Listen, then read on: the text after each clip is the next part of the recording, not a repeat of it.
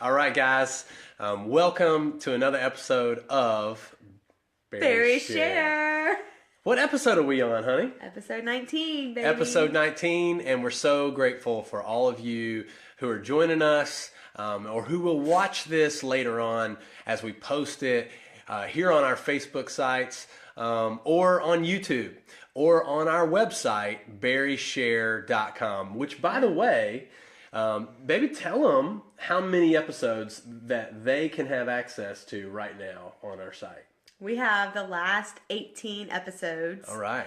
It's not all up on our site yet, but it's all up on our YouTube channel right now. Okay, so cool. Our site's getting updated. Yep. But soon you can go through our site to get to it. But you can go to our YouTube channel, barryshare.com, and see all 18 of our last episodes. We have talked about dreaming together. That's right. We've talked about how to be intentional with our parenting. Yep. We've talked about how to handle conflict resolution properly. So key. Remember the one about proper apology? That was huge. Yeah, the art of an apology. The art of an apology. That's right. We've talked about how to have healthy communication. Having boundaries, especially in the realm of pornography and protecting your kids. I think that was the most watched one that we ever had. That was a huge one. And just those are just resources that we're making available to you, and just would love for you to take advantage of that. Many of you don't even know that we do have a website, we have a YouTube channel. So just go on YouTube and search Barry Share, or check out, and we'll be uploading all of them to barryshare.com. If we haven't done it already, then we'll get them up. And also we have social media platforms with Instagram and Facebook right now. So thank you for joining us today. And it's been a big day. You know what? As I've been talking about, hey, we're going to be talking about in-laws, I've been getting so many private messages from people who said, hey, I can't put this on, your wall because so-and-so might see it. But, I've got some serious issues with my in-laws, and that's okay. There's no judgment here. I just think that it is almost a universal thing. I think that when you bring two families together, and each of these, this man and this woman, each of these people in this couple have parents who love them, right, who raise them, who think that they did a pretty good job raising their son or daughter, and then they marry someone, I can just imagine even being a parent right now, almost no one's going to be good enough for my girls, Well, I mean, I can see that as a parent. Yeah, I mean, think about it, honey. Like we're doing. I mean, we make mistakes, but we're doing the best job that we can to parent our kids, and we're trying to shape their worldview, and we have a specific culture that we're trying to create with our kids, and so, whenever they get married, there's going to be, at this point, since we have all girls, it's going to be some young men that are going to have a different culture than us. And I don't care, even if they're the son of some of our best friends, there's still going to be some clash of cultures. Jody Personality Smith, I see you over there.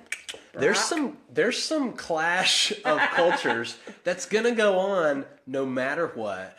Why? Because there are no two families that have exactly the same value system. Yeah, exactly. And it's not necessarily even bad values versus good values, but it can be competing values.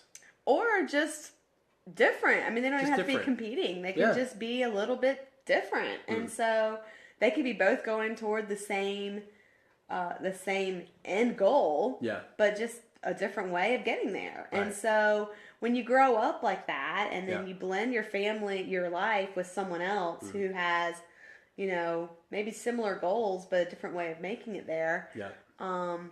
As parents of those children, you're like, no, my way is the best. And it's hard to let go of that. And so I think that, clashes with in-laws can be almost just inevitable. Right. And especially around the holidays. Oh my goodness. Because this is the thing, is that we've already talked about this. You have, during the holidays, you have your expectations of what you think the holidays should be. And then you have your spouse's expectations of what they think it should be.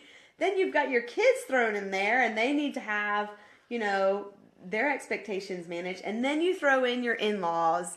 and they have sometimes double years of expectations built up, and it can be very, very, very difficult. So, and traditions, and let me just go ahead and say this, that a lot of sons do a really bad job of communicating the multitude of family traditions and expectations that their family has with their wives.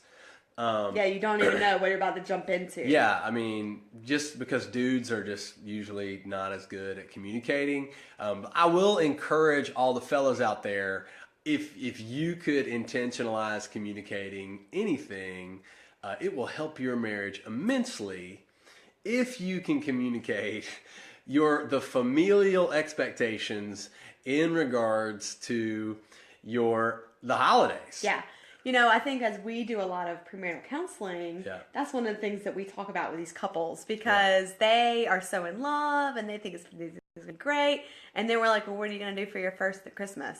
And they're like, well, we're definitely going to my parents. That's what we always do. We always go to my parents. My parents do this big thing on Christmas. And the guy's like, no, like my parents. And then it's like this huge fight on our couch. It's like we set up World War III.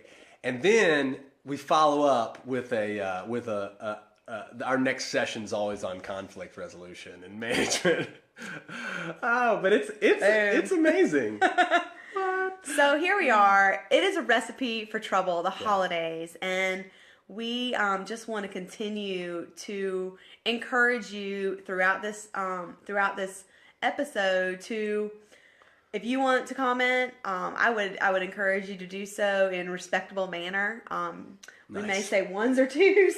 Yeah. I wouldn't put anything out on social media that could get back to anybody that you know of that may not like that. But we want to talk today about how to handle expectations when it comes to in-laws. And so the first thing that I would say is that, unrealistic expectations always lead to what, Brennan? To disappointment.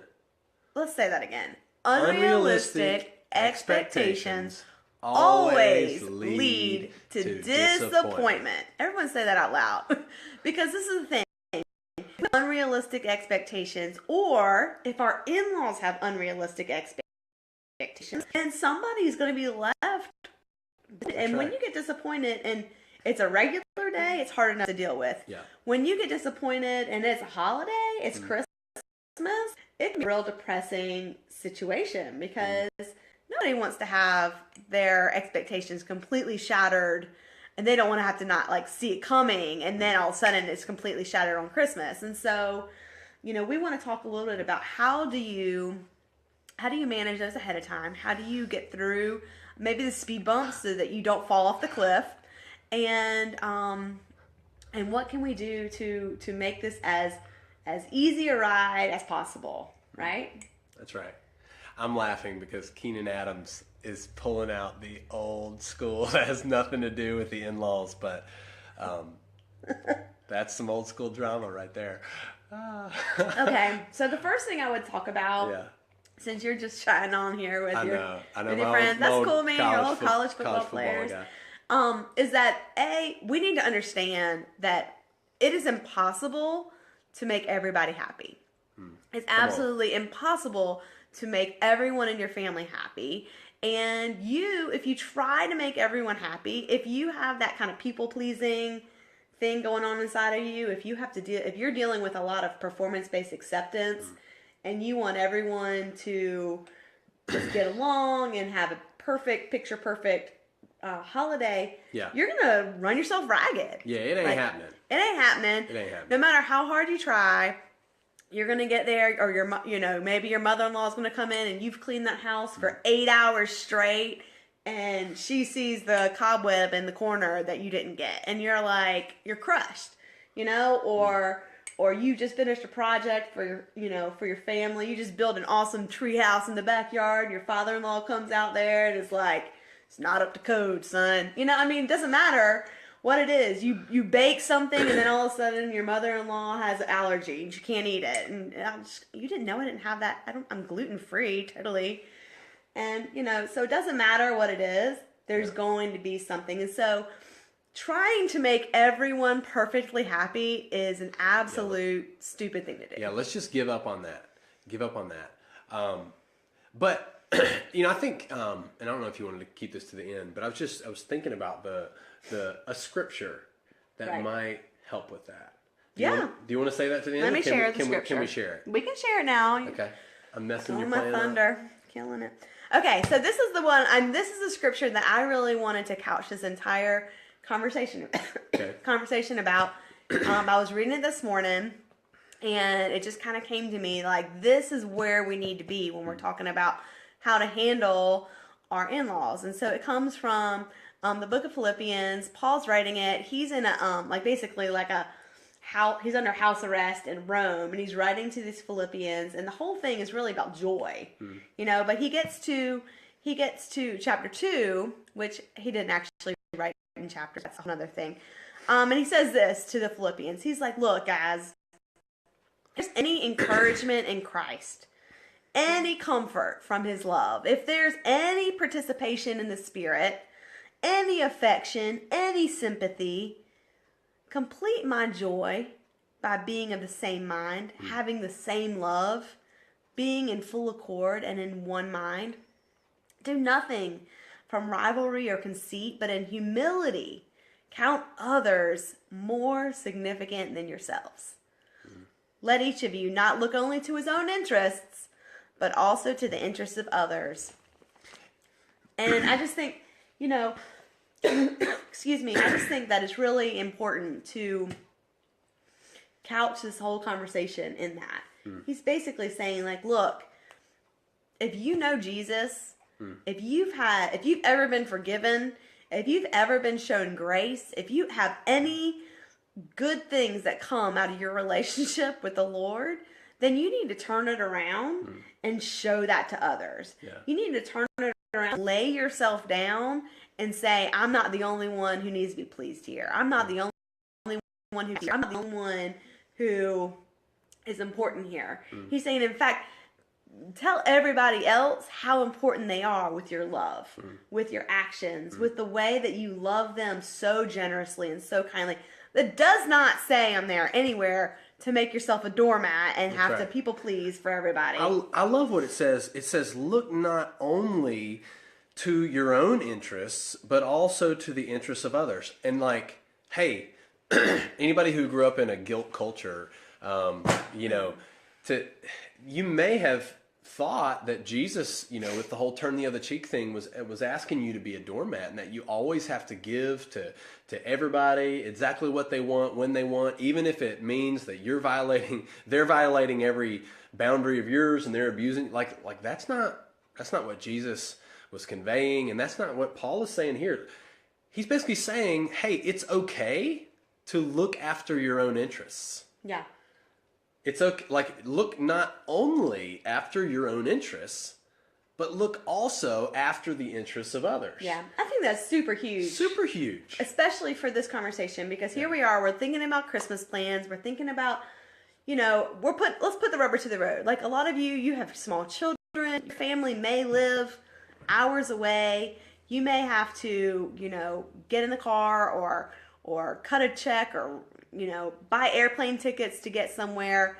And so he's saying here, like, don't only look at what it's going to take you. It's going to take us 7 hours to drive to mom and dad's house, or it's going to take us, $1,400 in plane tickets to get to so-and-so's house. But look at from their point of view, like, wow, I would really honor my mom and dad if we came up this year. We haven't been there in 5 years. Yeah. Or whatever it is, like, I think that it's just so important because it's easy, especially in this season of our lives when we have 4 small children. I mean, putting them in the car to go to church 10 minutes down the road is a huge ordeal. And here we're talking about, going out of town or packing them up for multiple days with Christmas presents and expectations and traditions. You've got all these different things. And so some of you are probably in the same boat. like, how do we handle all of this? And hopefully at this point, maybe you've already talked about, what your expectations are, where you're going this year, where or who's coming where. But it's really important to not always be the people who say, like, we're staying here, you come to us if you want to, or you're SOL. Yeah. I think it's huge. I mean, so I think a good example of this, and we're going to see how it goes, but we're going to do that this year. Yeah.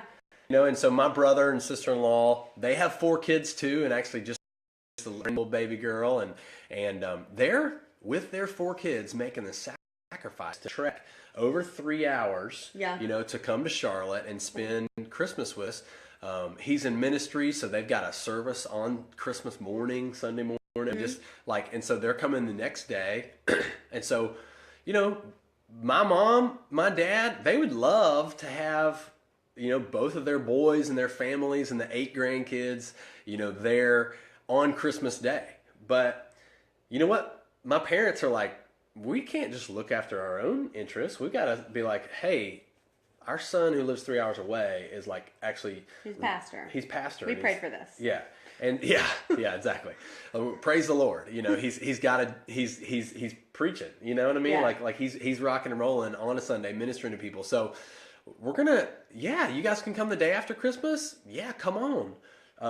We'll go spend Christmas Day at the beach, and so they're actually off on a trip right now. And so our plan is my brother's going to come in day after, and then we're going to pig out and my brother just looks at me and we just have this conversation. We're like, well, it's easier for your kids to spend the night at our house, but Mom would love it if the kids, if especially his kids that are 3 hours away shouldn't get to see as much, if they'd stay at her house. And then my brother, I was thinking the same thing, and then he said it first. He says, what if y'all spend the night too, and we just like camp out in the living room and all 8 grandkids? And so we haven't even told Mom that's the plan yet, but we're coming. But here's the thing, that's the last thing I want to do. Yeah. I don't want to sleep on the floor in my mother-in-law and father-in-law's house. Especially when we got a comfortable bed I've got 15 minutes away. Bed 15 minutes down the road.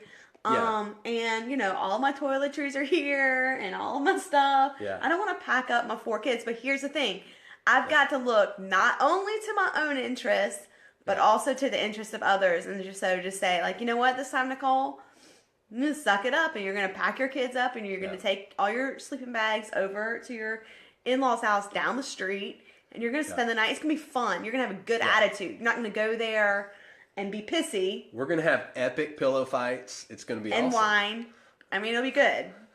I might bring my wine myself, but whatever. Okay, we're not talking more about wine. But that's the thing. Like, everyone's compromising here. Yeah. So we're not looking only to their own interests, but also to the interests of others. And so I think that's a big thing too, is that when we make the plans, and when you're making plans in order to help expectations stay realistic, try to keep people in the loop with your plans. Make it a team effort. Communication is so key. And so we would encourage you to use the hierarchy of communication, especially dealing with holiday plans. And what that means is don't use text or email to figure it out. Okay? There's so many ways that you can mess up voice inflections or what you really mean. Yeah. Just by texting it or just by emailing it. And so when you're making those plans, do your best to, if you could do it in person, do it in person. If include your spouse, Yes, include as many people who are going to be getting together as possible, so everyone can talk about their hopes and their desires, their expectations, their commitments that are prior to that, or anything else that might hinder them from being able to work it out. If you could get all in the same room, if you can get on Skype or FaceTime, then that would be a huge help to be able to talk to the people that you love and make it an effort. And so include everyone. You know what? If you guys are trying to figure out your meal and your mother-in-law is she doesn't like to cook anymore, you know what? Then give her another job. Ask her what she would like to do. Maybe she'd like to bring flowers. Maybe she would like to bring all of, her china from her great grandmother. Give her something that she can do to feel a part of it. If your sister-in-law loves to cook, let her cook. You know what? And if she really, really loves it, then she's probably good at it.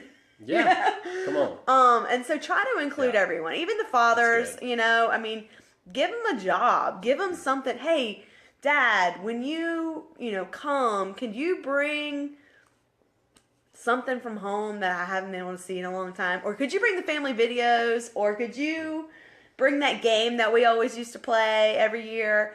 Try to think of something that everyone can be a part of to make them feel important, to make them feel included in the plan. Because we found this with our kids as we're parenting. If our kids feel like they've been included in the planning part of it, then the execution of it's a lot easier. That's good. Getting them to actually do it, if they feel a part of it, then, when it comes to like cooking, if I have the girls helping me cook, then they're a lot more likely to eat their vegetables because they chopped them up or they washed them. They put them into the pot. And so same kind of concept goes with So let's break this down a little bit. I mean, at the end of the day, when we're talking about in-laws, it goes down to the principle of honor. And so it's like honor your father and your mother. And once two become one, then it's not just honor, my biological father and mother, but now it's honoring hers. And hey, when you get married, it is true. You're not just marrying her. You're marrying the family. And you're signing up to honor, two more parents. Or if she only has one, then you're signing up to marry whatever she's got or whatever he's got.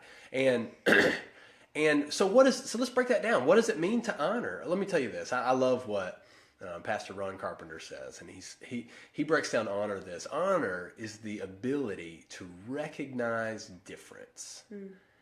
And so that's just kind of going right into what Nicole was talking about is recognizing that my mom loves to remember family and tell stories and to just recognize that and to recognize that she wants to have everybody together, to recognize that my dad loves to throw some sort of ball out in the backyard.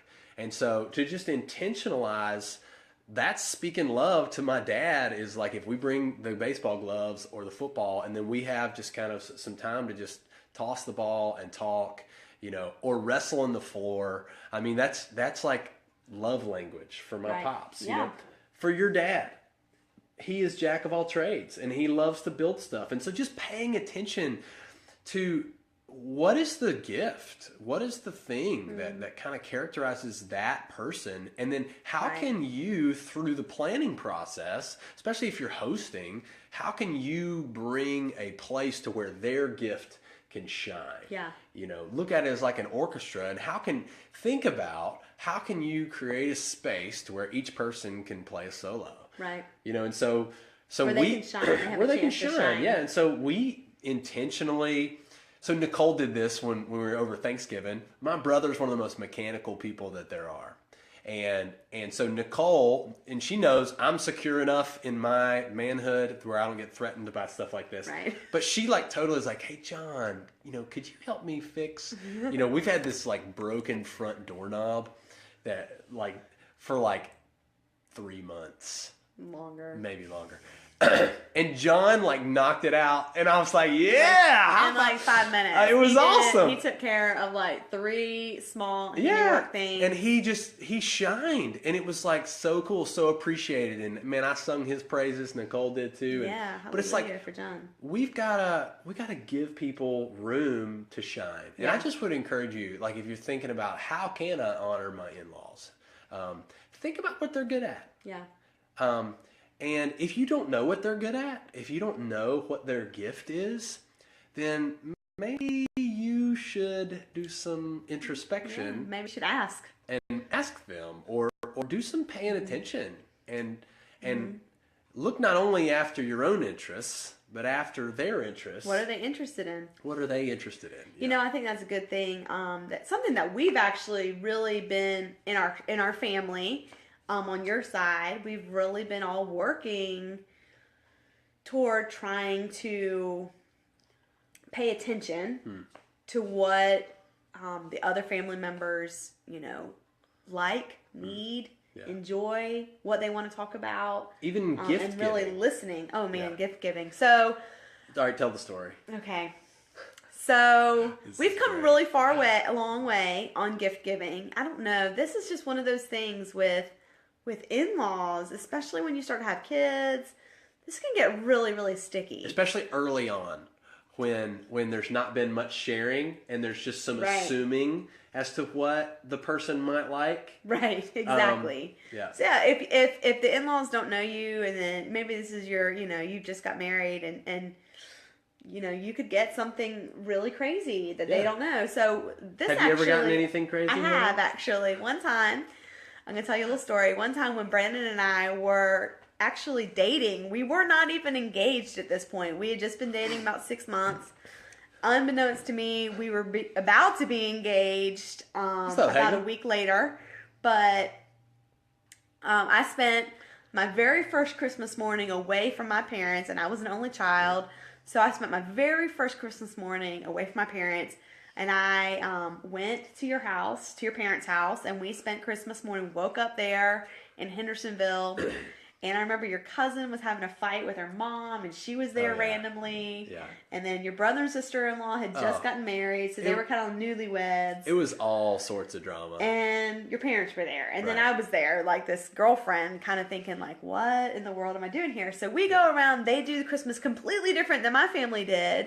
And then I had given gifts to everybody, and then I got gifts, and I remember opening this gift from his mom. And I promise you, right before this service, right before we opened this up, I tried to go find this. It must be in the attic, but it was so good.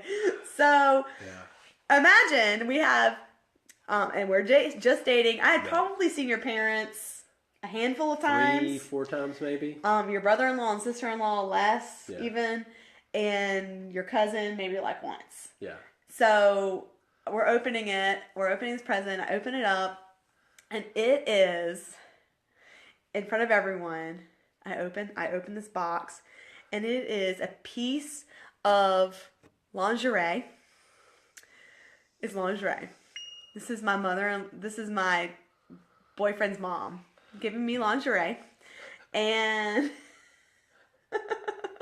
it wasn't just lingerie. It was the ugliest piece of lingerie. It was like for a 70-year-old woman lingerie. Yeah, it was made of polyester, and it was like a wine colored. It has it was a nightie for like an old lady. It was a nightie for an old lady, and I pulled it up, and your brother had the video camera on me. Yeah. I'd love to see that video. I would love that. And I was absolutely mortified. Yeah. Why in the world would this woman be giving me lingerie? Yeah. And I'm not even married to her son.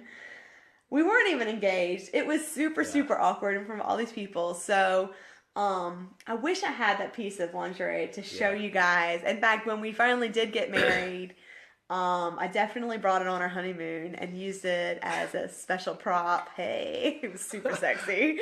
And 9 months later, we had Ella. No, just kidding. But anyway, how do you handle that? How do you handle when your in-laws give you horrible gifts because they don't know you? Yeah, it's one thing, and we talked about on another episode about love languages. Right. But when someone doesn't know you, then they don't really know what your love language is. They don't know your taste in clothes. Right. Or lingerie. I didn't have a taste in lingerie at that point, But once if you're in a relationship, then you pay attention to what people like, what they dislike. And love doesn't seek its own way. It doesn't just give them, I'm going to give them whatever I want to give them. Whatever I want. Love is actually going to is going to look after, okay, what would say love to this person? Right. And so that's key. And I think it's especially key, because listen, at the end of the day, you can only control you. You can't control them, but you can control you. And so that's a huge part. How you handle yourself is really the only thing that you can control. Mm-hmm. And so this is huge. I mean, if you've never thought about this or studied it or read anything about it, get the Boundaries book by Henry Cloud and John Townsend. Incredible. Mm-hmm. It's a classic. But at the end of the day, it's not actually a classic, but huh? Like Moby Dick or. Well, it's a classic in that it's been around for 30 years. It's a good one. It's good. Yeah, since the 80s. It's a classic self-help book, maybe. I'm sorry. Keep going. Yeah.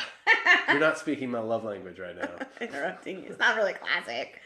Sorry, my AP English is just coming out on me. But anyway, Dr. Cloud and Townsend did write Boundaries book. Yeah. And it was really good to be able to help us understand what we can control, what we have power over. Right.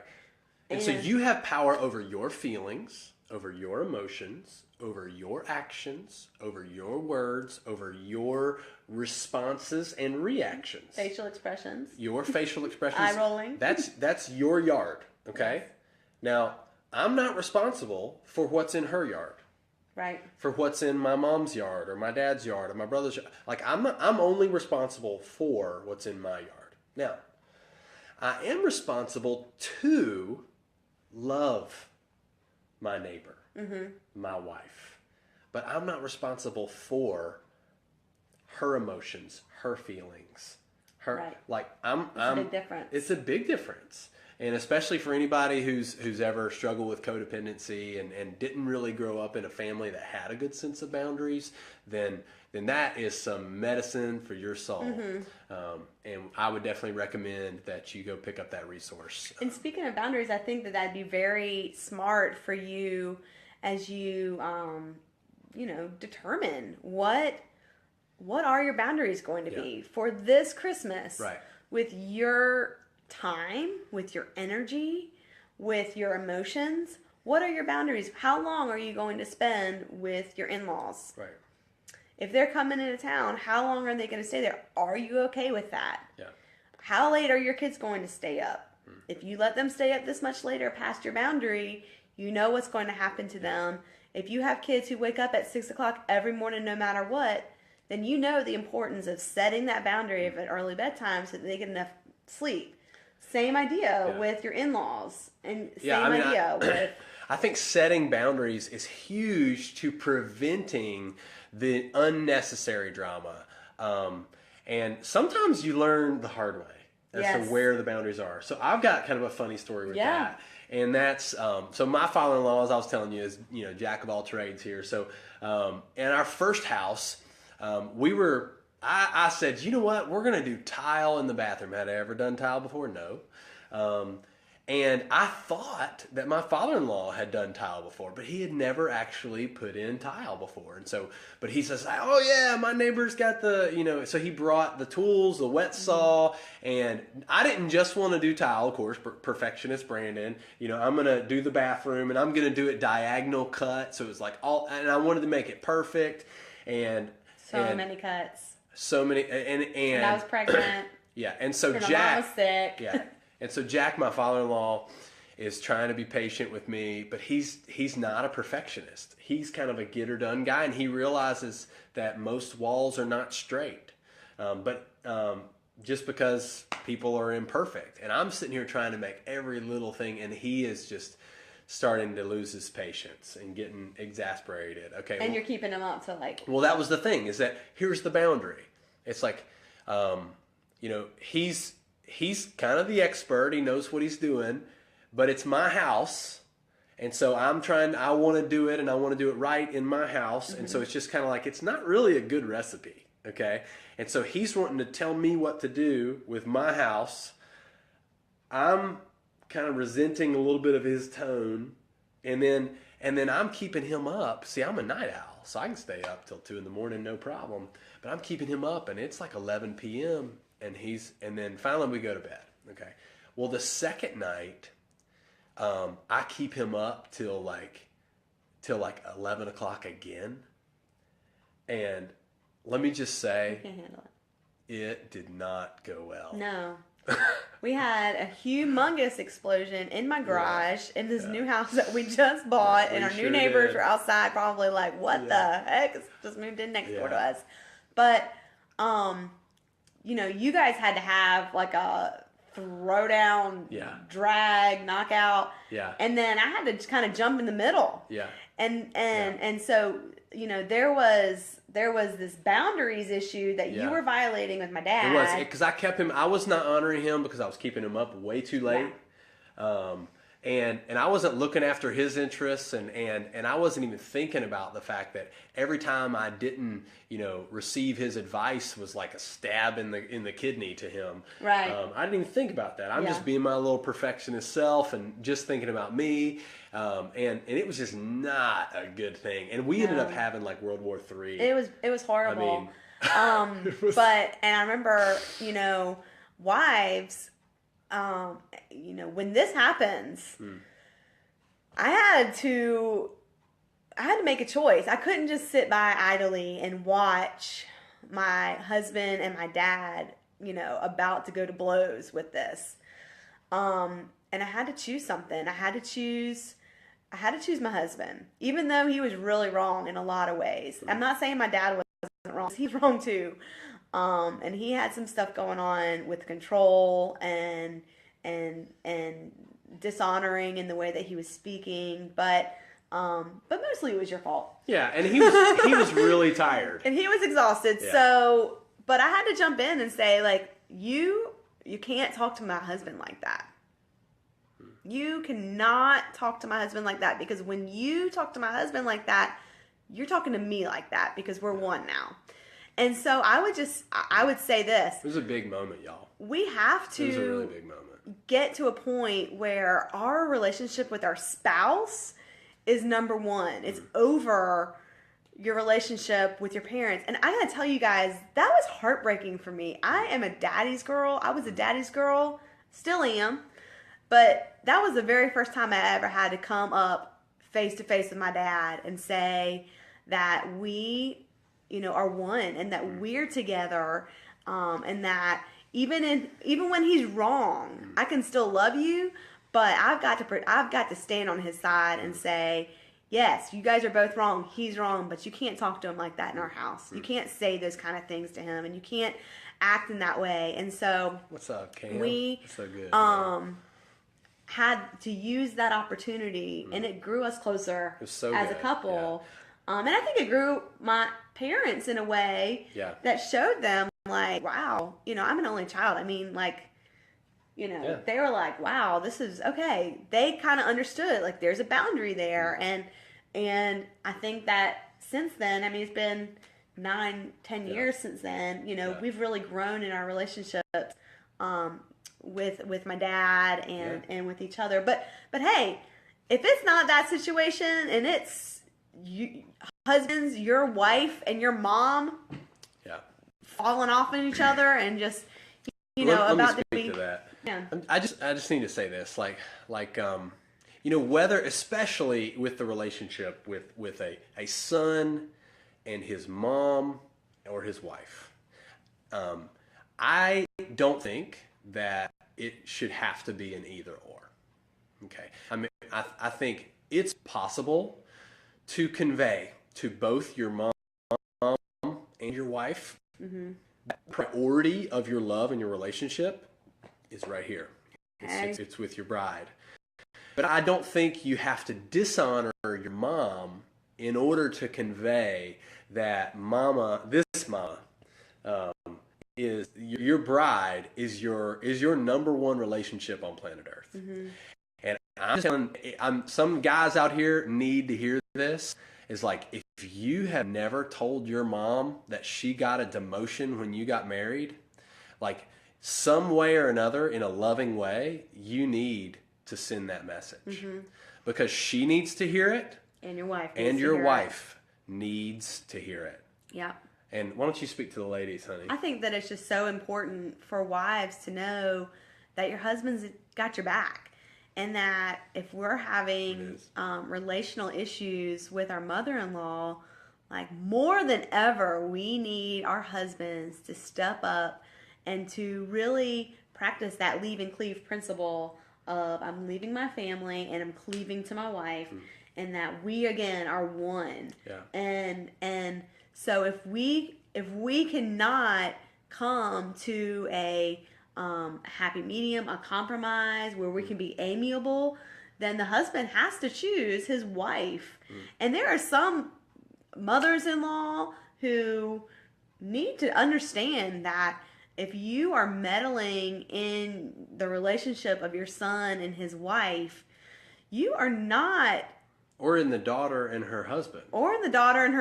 If you're meddling in anyone's marriage, you are not going to come out on top on this. That, by the way, mother-in-law who might be meddling, like your son or daughter is no longer in your yard.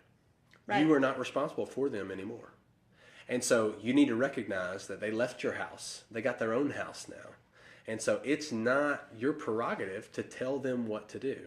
And by the way, sons and daughters who grow up and get married and you get your own house, if your husband or your wife does something that you disagree with, I am vehemently recommending that you not go tell your mom or dad what your wife or husband did. Yeah. Because that is a recipe for disaster. Right. It is. You've got to honor this union. You've got to honor your marriage. And that was one thing when we got married. We went to California, and I talked to my mom every day almost on the phone, and that was something that I really had to guard against, because when we first got married, Brandon was a kid. He had just graduated from college. He had no real life experience whatsoever, and he took their only daughter, to Los Angeles, 2 weeks after we got married. And so my parents were really very skeptical about, are you going to be able to take care of my daughter? And so I remember my mom asking these probing questions, trying to figure out, are you really being taken care of the way that we would want you to be taken care of? And I know that she was doing it from a heart that cared for me and that wanted me to be taken care of. But in the same sense, it was almost, it would have been easy to be like, we have to stand in line to get food from the people who do the ministry, and I ate a can of beans that just said beans on it. I didn't know what kind of beans it was. It was red kidney beans when I opened it, but I didn't even know it.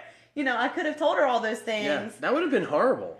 I didn't even think about the fact that you really loved me in major ways by not sharing a ton of our struggle with your parents. Yeah, finances especially. And so that allowed us to develop our own marital muscles in trusting the Lord, and even in me just figuring it out. Yeah, exactly. So I would just encourage you, don't go and tell mom and dad every issue.